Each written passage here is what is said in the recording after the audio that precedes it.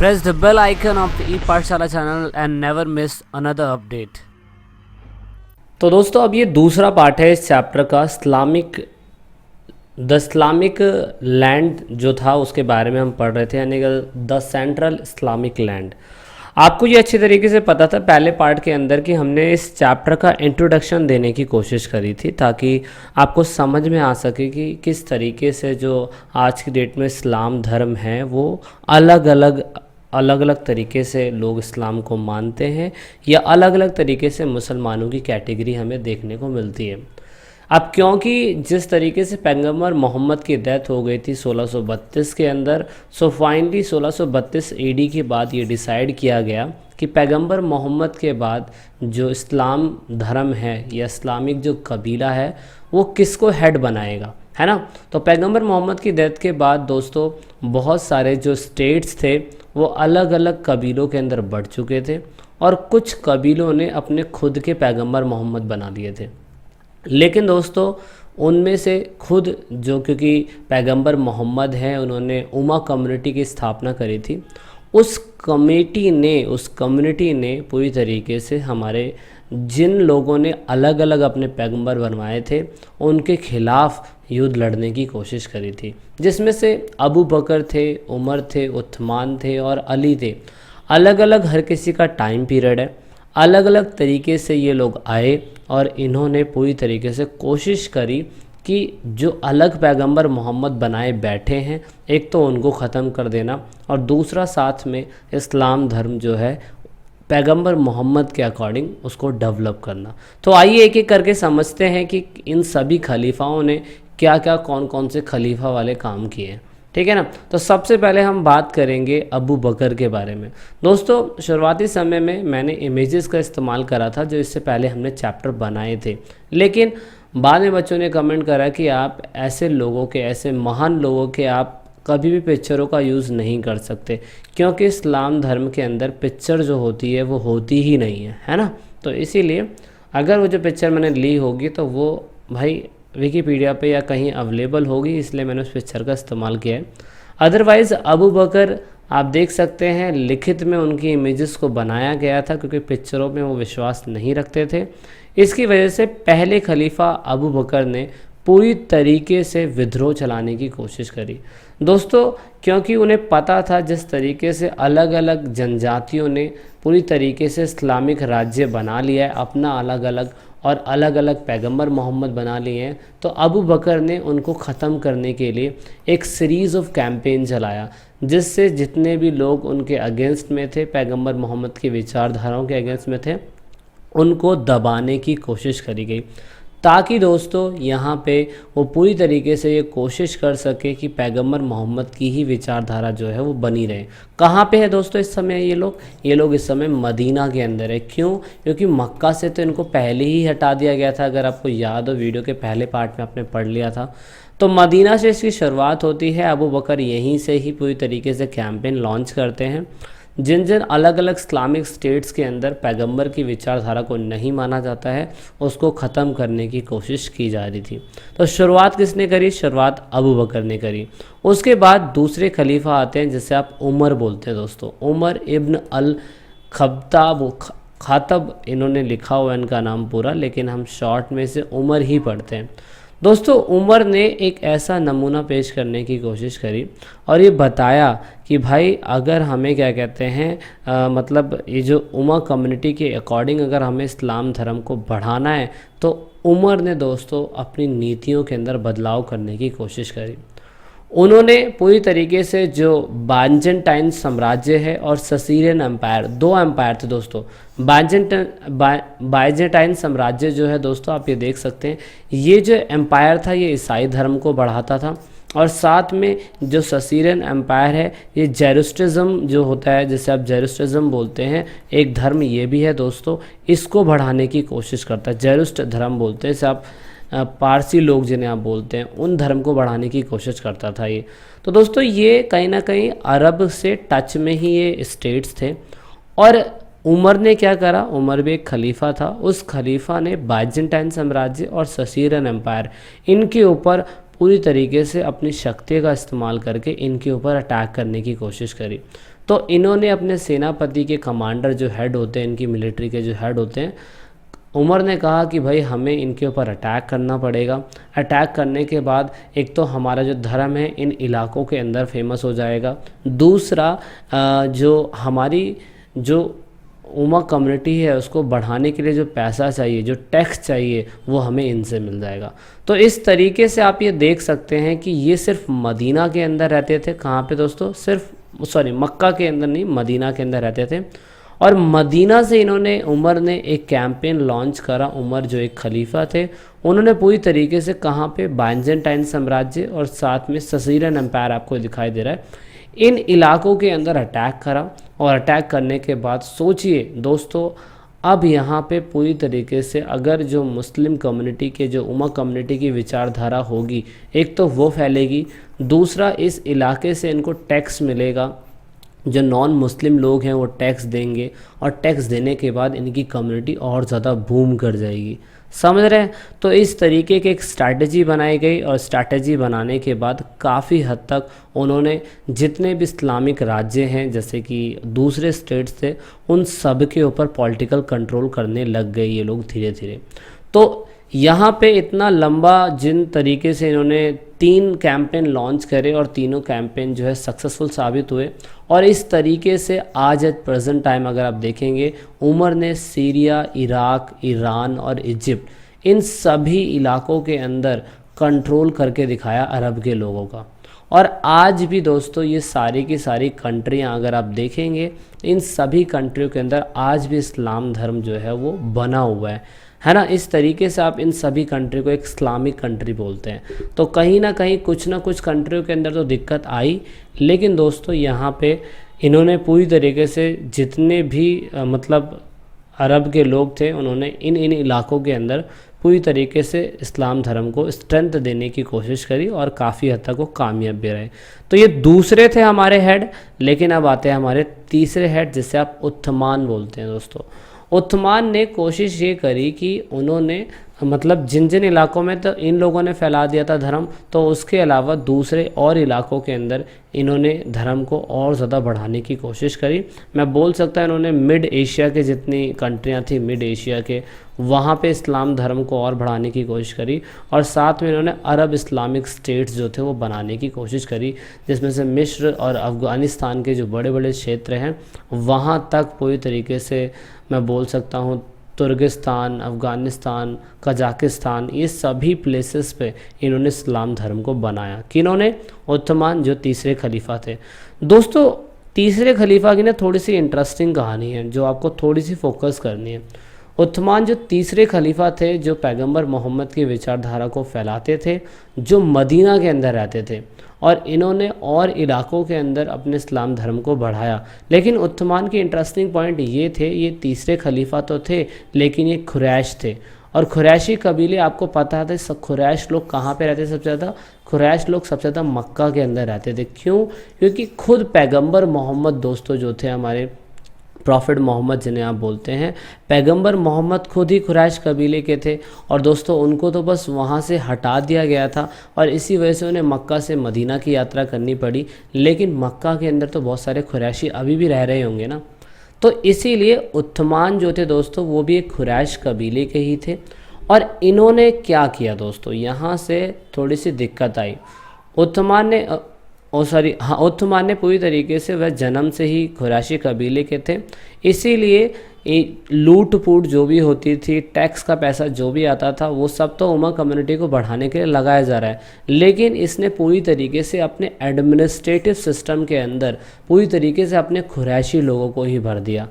तो इससे दोस्तों मदीना के अंदर अगर खुरैशी लोग आ जाएंगे, जो मक्का के लोग थे, अगर मदीना के अंदर आ जाएंगे तो उन्हें कहीं ना कहीं बुरा लगेगा। इससे दोस्तों यहाँ पे मक्का का जो लोग थे, जो मक्का के जो लोग थे, वो जनजातियाँ बहुत तेज़ी से मदीना के अंदर बढ़ने लग गई थी। और ये खुरैशी लोग वही थे जो थे तो पैगंबर मोहम्मद के, लेकिन मदीना के अंदर जो आ रहे थे मक्का से, तो उसकी बहुत दिक्कत थी क्योंकि पैगंबर मोहम्मद को वहाँ से हटा दिया गया था, है ना। तो इस तरीके से कहीं ना कहीं लोगों ने ये समझा कि जो हमारे तीसरे खलीफा उस्मान हैं, वो कहीं ना कहीं अपनी शक्ति का और अपनी पावर का गलत इस्तेमाल कर रहे हैं।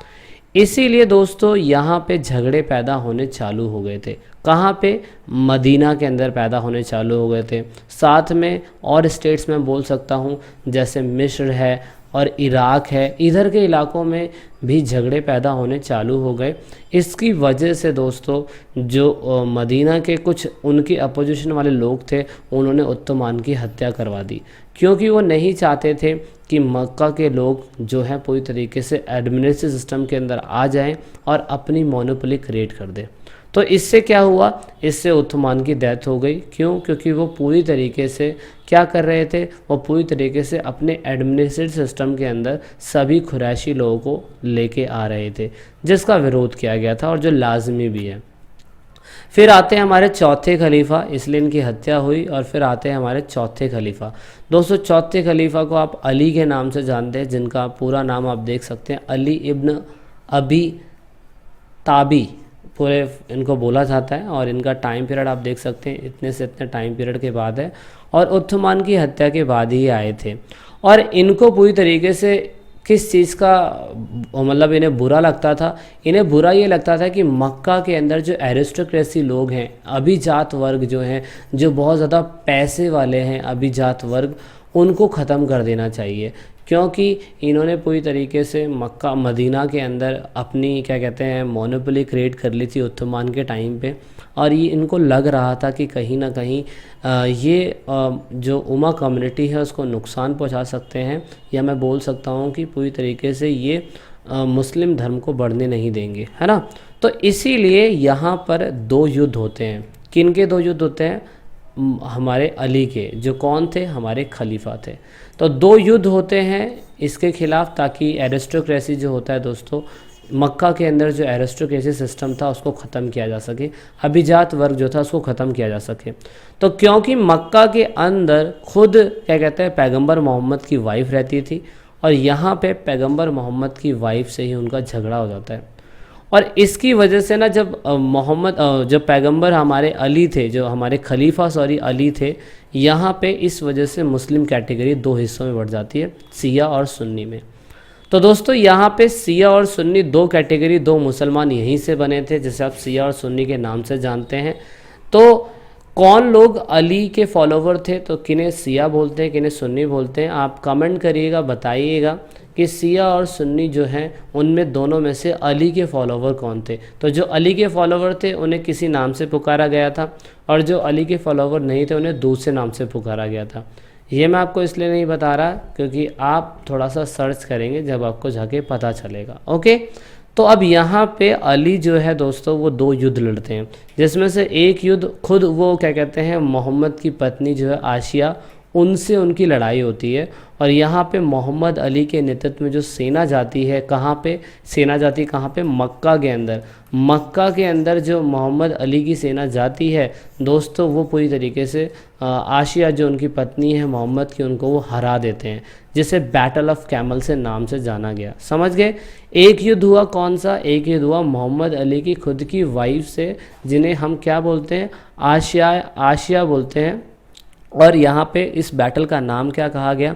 इस बैटल का नाम कहा गया क्या दोस्तों? यहाँ पे इस बैटल का नाम द बैटल ऑफ कैमल के नाम से जाना गया। और दोस्तों यही मक्का के अंदर दूसरा एक और कबीला था, क्योंकि उस्मान जो थे दोस्तों, उस्मान वो खुद ही कुरैश कबीले से थे। तो उन्हें क्या लगा कि कुरैशियों को पूरी तरीके से ख़त्म कर देना चाहिए। किसको लगा? अली को लगा। अली को क्यों लगा? क्योंकि वो खुद मक्का के अंदर जो एरिस्टोक्रेसी सिस्टम है उसको ख़त्म करना चाहते थे, है ना। तो यहाँ पे उन्होंने मोहम्मद की पत्नी को तो हरा दिया, लेकिन खुद मक्का के अंदर एक जो बैटल हुई थी उस बैटल के अंदर वो हार गए थे। कौन सी बैटल में? जो उस समय पे कुरैशी उस्मान के कुछ जानने पहचानने वाले लोग थे, जो कुछ सीरिया के अंदर से थे, सीरिया के कुछ गवर्नर थे, मुवैया उन्हें बोलते थे, उनसे वो हार जाते हैं। खुद कहाँ पे? मक्का के अंदर। तो इस तरीके से मैं बोल सकता हूँ कि मक्का के अंदर मुवैया लोग जो हैं वो अली को नहीं जीतने देते हैं। जबकि अली का दूसरा युद्ध भी होता है। अली का दूसरा युद्ध द बैटल ऑफ सिफोन के नाम से जाना जाता है। इसके अंदर दोस्तों बैटल ऑफ सिफोन्स के नाम से जिस उसको जाना जाता है, तो ये युद्ध अली जीते थे।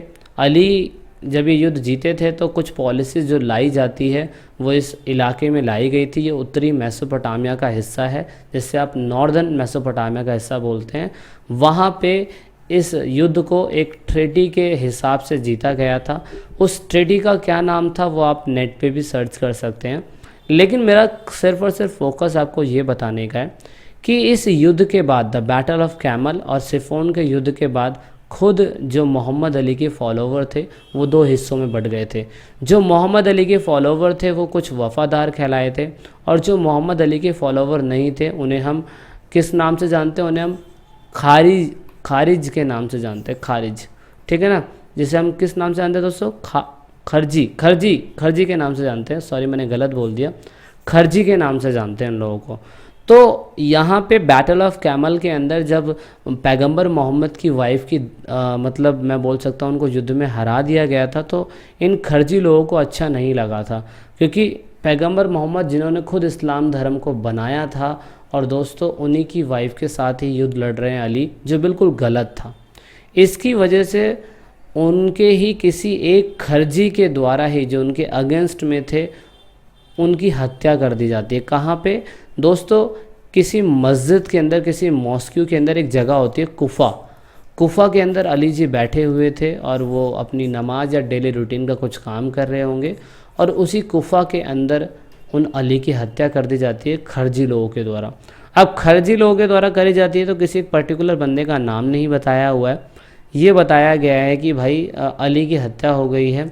और अली की हत्या के बाद ऐसा सिस्टम बनाया गया था कि अली के ही बच्चों को क्या कहते हैं, हेड पे, या अली के बच्चों को ही, या मैं बोल सकता हूँ उनके वंशजों को ही दूसरा पैगंबर मोहम्मद बनाया जाएगा या खलीफा बनाया जाएगा।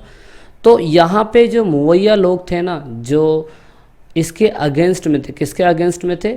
अली के अगेंस्ट में थे। तो आपको याद होगा मक्का के अंदर दूसरा युद्ध हुआ था जिसमें दोस्तों मुवैया लोग जो थे वो जीत गए थे। तो मुवैया लोग ये बोलते थे कि भाई हम लोग भी तो कहीं ना कहीं पैगंबर मोहम्मद के उसके हेड में ही आते हैं ना, क्योंकि सीरिया का जो हिस्सा है दोस्तों वो अब पूरी तरीके से इस्लामिक कंट्रोल आ चुका है, और सीरिया के गवर्नर जो थे वो हमारे मुवैया लोग थे, और वो मक्का के अंदर किसको हरा देते हैं? अली को हरा देते हैं, और अली की अब डेथ हो जाती है। तो अली की डेथ के बाद मुवैया लोगों ने बोला कि भाई हम खुद जो हैं पूरी तरीके से इस्लाम धर्म को चलाएंगे। क्यों? क्योंकि यहाँ पे वो उथमान के रिश्तेदार भी थे, और उथमान तीसरे गवर्नर थे, और साथ में सीरिया के ही गवर्नर थे ये मुवैया लोग। यहाँ पे ये मुवैया लोग लिखा हुआ है दोस्तों। इन मुवैया लोगों ने खुद अपना एक गुट बनाया, और मुवैया लोगों ने कहा कि अब से इस्लाम धर्म का कामकाज हमारे हाथों में होगा। क्यों? क्योंकि अली की हत्या हो गई है, उसके किसी पुत्र को हम हेड नहीं बना सकते, क्योंकि उन्होंने खुद जो पैगंबर मोहम्मद की वाइफ है आशिया, उनसे द बैटल ऑफ कैमल लड़ा था जिसमें उनको हराया था उन्होंने, और हमने अली को हराया था, इसीलिए अब हम इस्लाम धर्म को चलाएंगे। तो दोस्तों देख रहे हो सिविल वॉर जैसी सिचुएशन जो थी हुई, और यहाँ पे दोस्तों आप ये देख सकते हैं कि ये आपको इलाका दिखाई दे रहा है, कौन सा? ये इलाका आपको मक्का का दिखाई दे रहा है। मक्का के कंट्रोल की वजह से उन्होंने इधर का इलाका जीत लिया था। इधर का इलाका किससे जीत लिया था? इधर का इलाका उन्होंने जीत लिया था अली से। क्यों अली से? क्योंकि युद्ध हुआ था, है ना। तो सीरिया के ही गवर्नर थे वो, और सीरिया के अंदर उनका युद्ध हुआ, और यहाँ पे मुवैया लोग जो थे जीत गए थे, और उन्होंने कहा कि अब हम पूरी तरीके से जो है इस्लाम धर्म को चलाएंगे। तो उन्होंने मुवैया लोगों ने खुद अपने आप को अगला खलीफा बोला, और उमैयाद वंश जो है उसकी स्थापना करी। उमैयाद वंश आप देख सकते हैं काफ़ी लंबे समय तक चला था। कब तक चला था आप देख सकते हैं, 1661 से लगभग 750 इतने टाइम पीरियड तक ही चला था, लगभग 90 साल। तो हर समय पे अलग अलग मुवैया के जो हेड थे खलीफा वो आए, और उन्होंने पूरी तरीके से जो इस्लाम धर्म है उसको बढ़ाया, उनकी पॉलिसीज़ को चेंज करा। और दोस्तों ये याद रखना, यहाँ पे उमैयाद जो है वो नया एक वंश आ रहा है, उमैयाद वंश आ रहा है, और ये वंश पूरी तरीके से अब इस्लाम धर्म को चलाएगा। कहानी देख रहे हो इस तरीके से, इस वजह से दोस्तों यहाँ पे इस्लाम धर्म की इतनी ज़्यादा कैटेगरी और इतनी ज़्यादा वैरायटीज़ हमें देखने को मिलती है, ठीक है ना। तो अगले पार्ट के अंदर हम ये जानेंगे कि अली की डेथ के बाद उमैयद वंश, जिन्होंने अपने आप को खुद का खलीफा बनाया और उन्होंने इतने टाइम तक जो चलाया, किसको चलाया, इस्लाम धर्म को चलाया, तो उन्होंने कुछ ना कुछ तो बदलाव किए होंगे। तो जो बदलाव किए थे उसी बदलाव के बारे में हम इस चैप्टर के अंदर अगले पार्ट के अंदर पढ़ने की कोशिश करेंगे। So this is it in this video. और आपको कौन सा पार्ट सबसे ज़्यादा पसंद आया कमेंट ज़रूर करिएगा। तो मिलते हैं वीडियो के तीसरे हिस्से में। तो लास्ट में दोस्तों, अगर आप वीडियो को देख रहे हैं और ई पाठशाला चैनल के आप सब्सक्राइबर हैं या नए सब्सक्राइबर हैं, तो ईट पाठशाला की टीम से आप सभी को यही रिक्वेस्ट है कि आप इन सभी वीडियो को अपने दोस्तों के साथ शेयर ज़रूर करें और कोशिश करें कि आप दूसरों को शेयर करवाने के लिए बोलें, क्योंकि आप जितना वीडियो को शेयर करेंगे उतना ही हम और लोगों की मदद कर पाएंगे, क्योंकि पढ़ेगा इंडिया जब भी बढ़ेगा इंडिया। तो वीडियो के लास्ट में वीडियो को एंड तक देखने के लिए, चैनल को सपोर्ट करने के लिए बहुत बहुत धन्यवाद। जय हिंद, जय भारत।